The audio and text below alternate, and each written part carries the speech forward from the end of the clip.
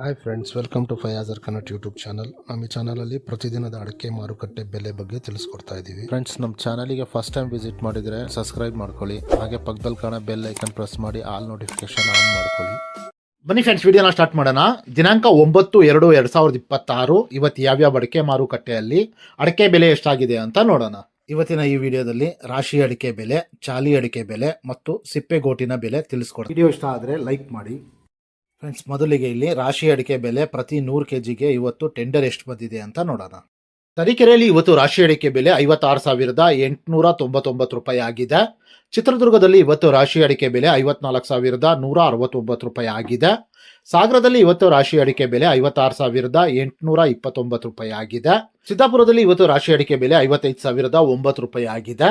ಅದೇ ರೀತಿ ಯಲ್ಲಾಪುರದಲ್ಲಿ ಇವತ್ತು ರಾಶಿ ಅಡಿಕೆ ಬೆಲೆ 59,055 ರೂಪಾಯಿ ಆಗಿದೆ. ಟಿಪ್ಟೂರು ಕೊಬ್ಬರಿ ಮಾರುಕಟ್ಟೆಯಲ್ಲಿ ಇವತ್ತು ಕೊಬ್ಬರಿ ಬೆಲೆ 30,015 ರೂಪಾಯಿ ಆಗಿದೆ ಪ್ರತಿ 100 kgಗೆ.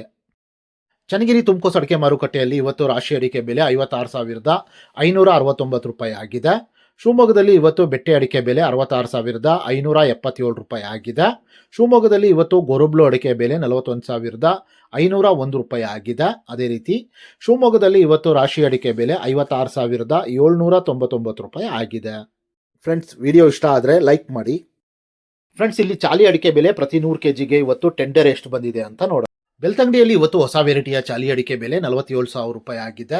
ಬೆಳ್ತಂಗಡಿಯಲ್ಲಿ ಇವತ್ತು ಹಳೆ ವೆರೈಟಿಯ ಚಾಲಿ ಅಡಿಕೆ ಬೆಲೆ 54,600 ರೂಪಾಯಿ ಆಗಿದೆ. ಕುಮಟಾದಲ್ಲಿ ಇವತ್ತು ಚಾಲಿ ಅಡಿಕೆ ಬೆಲೆ 51,099 ರೂಪಾಯಿ ಆಗಿದೆ. ಸಾಗರದಲ್ಲಿ ಇವತ್ತು ಚಾಲಿ ಅಡಿಕೆ ಬೆಲೆ 44,570 ರೂಪಾಯಿ ಆಗಿದೆ.